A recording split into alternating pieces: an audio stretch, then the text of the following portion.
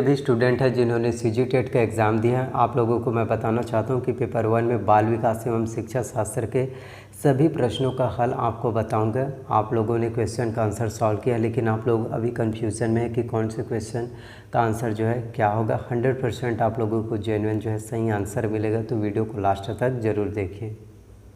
बाल विकास एवं शिक्षा शास्त्र में जो है फर्स्ट क्वेश्चन पूछा गया था, विकास के निम्नलिखित सिद्धांतों में से कौन सा सिद्धांत गलत है। ऑप्शन ए, विकास में व्यक्तिगत विभिन्नता होती है कि विकास संयोग का परिणाम होता है, या फिर यह एक सतत प्रक्रिया है, यह अनुमानित है। तो इसका सही आंसर क्या है? इसका सही आंसर है आपका विकास संयोग का परिणाम होता है। आप लोगों को मैं क्वेश्चन का आंसर हाईलाइट किया हूँ ताकि आप लोगों को क्वेश्चन का आंसर जो है ईजिली बहुत अच्छे से मिल जाए। तो इसका आंसर है विकास संयोग का परिणाम जो है होता है। हाईलाइट किया हूँ आप ही लोगों के लिए, बहुत मेहनत से आप लोगों के लिए मैंने तैयार किया है। बहुत मेहनत लगा इसको लिखने में, एडिट करने में और आप लोगों के लिए क्वेश्चन पेपर जो है बनाने में। सेकंड क्वेश्चन है, एक कार्य के दौरान मनीषा स्वयं से इस बारे में बात कर रही है कि वह किस प्रकार कार्य को आगे बढ़ा सकती है। भाषा और विचार पर लेव वायगोत्स्की के अनुसार जो है इस प्रकार का निजी भाषण जो है किसका संकेत होता है। स्वनियमन, आत्मकेंद्रिता, मनोवैज्ञानिक विकार या संज्ञानात्मक अपरिपक्वता। तो इसका सही आंसर है आपका स्वनियमन, ऑप्शन ए। थर्ड क्वेश्चन था आपका, निम्नलिखित में से कौन सा सिद्धांत पुनर्बलन का सिद्धांत भी कहलाता है। तो यह है आपका स्फूर्त अनुकूलन सिद्धांत। नेक्स्ट क्वेश्चन था, किस प्रकार का मूल्यांकन विशेष आवश्यकता वाले बच्चों की पहचान करता है। तो जो है डायग्नोस्टिक। आप जो है क्वेश्चन का आंसर सॉल्व किया है तो आप जो है इसमें मिला लेना।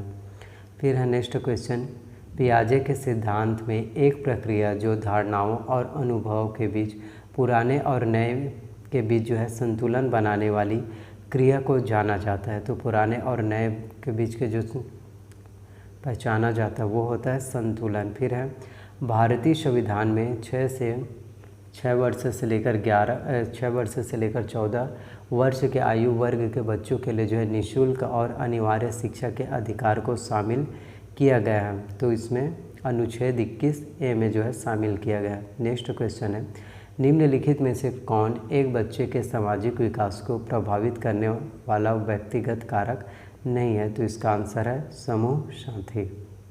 अगला प्रश्न है, लॉरेंस कोहलबर्ग के अनुसार एक कार्य संपादित करना व कुछ करना क्योंकि दूसरे उसे स्वीकार करते हैं नैतिकता के डैश चरण का प्रतिनिधित्व करता है। तो यह पारंपरिक चरण का जो है प्रतिनिधित्व करता है। फिर यह कहा जाता है कि विकास एक कभी न समाप्त होने वाली प्रक्रिया है। इसे निम्नलिखित में से किसके द्वारा परिभाषित किया गया है। निरंतरता का सिद्धांत से परिभाषित किया गया। फिर है एनी शुल्विन, जिन्होंने हेलन केलर के ट्यूटर के रूप में कार्य किया, किससे पीड़ित थे। जो हेलन केलर थे, हेलन केलर के ट्यूटर जो शिक्षिका थी वो किससे प्रभावित थी, दृश्य हानि से। फिर विशेष शिक्षा में न केवल विकलांग छात्रों को शामिल किया गया है बल्कि इसमें निम्न भी शामिल है, इसमें जो है प्रतिभाशाली छात्र भी शामिल है। फिर विकास का अर्थ है, तो विकास का क्या अर्थ है। विकास का अर्थ है परिपक्वता और अनुभव के परिणाम स्वरूप परिवर्तनों की श्रृंखला। फिर है विशेष शिक्षा के सिद्धांत में शामिल है।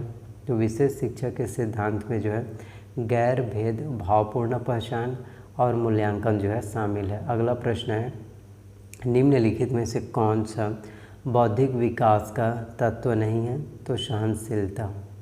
फिर है अगला प्रश्न, व्यक्तित्व को मापने की विधि थीमेटिक ऑपरेशन टेस्ट यानी टेट है।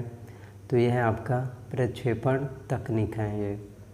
अगला प्रश्न, 2 से लेकर 8 वर्ष की आयु के बच्चों के लिए विकास के पैटर्न में मोटर, सामाजिक, भावनात्मक, संवेगात्मक के साथ शामिल है। तो ये है आपके भाषी क्षमता या कौशल। फिर पियाजे के अनुसार संज्ञानात्मक विकास की दूसरी अवस्था है। तो दूसरी अवस्था है आपका प्राक संक्रिया काल। अगला प्रश्न, बच्चा भौतिक और सामाजिक वास्तविकता की अवधारणाओं का निर्माण करना प्रारंभ कर देता है। यह विशेषता है। तो यह जो है सामाजिक विकास है।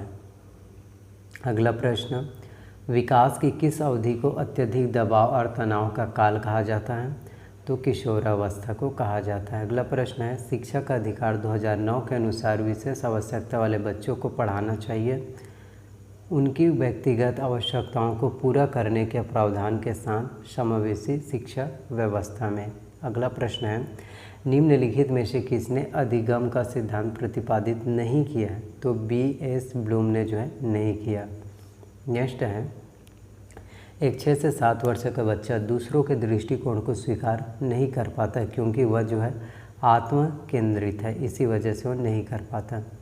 पीयर रेटिंग से आप क्या समझते हैं? तो पीयर रेटिंग जो क्या है? एक मूल्यांकन उपकरण जिसमें किसी व्यक्ति के कार्य का मूल्यांकन अन्य सदस्यों द्वारा जो है किया जाता है। अगला प्रश्न है, नैतिक विकास को परिभाषित करने वाले मनोवैज्ञानिक इनमें से कोई भी नहीं है। अगला प्रश्न, व्यक्तित्व के संदर्भ में कौन सा कथन गलत है? तो व्यक्तित्व के संबंध में जो है व्यक्तित्व केवल व्यक्ति के बाह्य रूप तक जो है सीमित होता है, ये गलत है। फिर विशेष कठिनाइयों, मानसिक स्वास्थ्य के मुद्दों, विशिष्ट अक्षमताओं, शारीरिक या विकासात्मक वाले विद्यार्थियों की शिक्षा पद्धति और अभ्यास का वर्णन करने के लिए सामान्यतः किस शब्द का प्रयोग किया जाता है? तो विशेष शिक्षा का जो है प्रयोग किया जाता है। अगला प्रश्न है, मोटर विकास में व्यक्तिगत विभिन्नताएं होती हैं, फिर भी मोटर विकास का क्रम डैश से होता है? तो सकल मोटर विकास और ठीक मोटर विकास से होता है। फिर अगला प्रश्न है, स्मृति स्तर और समझ स्तर के शिक्षण मॉडल के सिंटैक्स में कौन से चरण जो है प्रमुख हैं? तो सामान्यकरण जो है प्रमुख है। अगला प्रश्न है, दिव्या को 3 पेन दिखाए गए और वह अवलोकन करती हैं कि पेन ए पेन बी से लंबा है और पेन बी पेन सी से लंबा है। जब दिव्या ने अनुमान लगाया कि ए सी से लंबा है तो वह जीन पियाजे के संज्ञानात्मक विकास की कौन सी विशेषता प्रदर्शित कर रही हैं? तो वो जो है क्रमबद्धता जो है प्रदर्शित कर रही हैं। अगला और लास्ट प्रश्न है, विद्रोह की भावना की प्रवृत्ति निम्नलिखित में से किस अवस्था से संबंधित है? तो पूर्व किशोरावस्था से जो है संबंधित है। तो आई होप जितनी भी जानकारी मैंने आप सभी को CG टेट पेपर 1 बाल विकास एवं शिक्षा शास्त्र से प्रश्न बताया, संपूर्ण आप लोगों को अच्छा लगा हो जानकारी। तो अगले वीडियोस में मैं हिंदी का, इंग्लिश का, पर्यावरण से और मैथ्स से वीडियोस लेकर आऊँगा। तो प्लीज़ वीडियो को ज़्यादा से ज़्यादा लोगों तक जो है शेयर कीजिए। अगर वीडियोस पसंद है तो प्लीज़ वीडियो को लाइक कीजिए।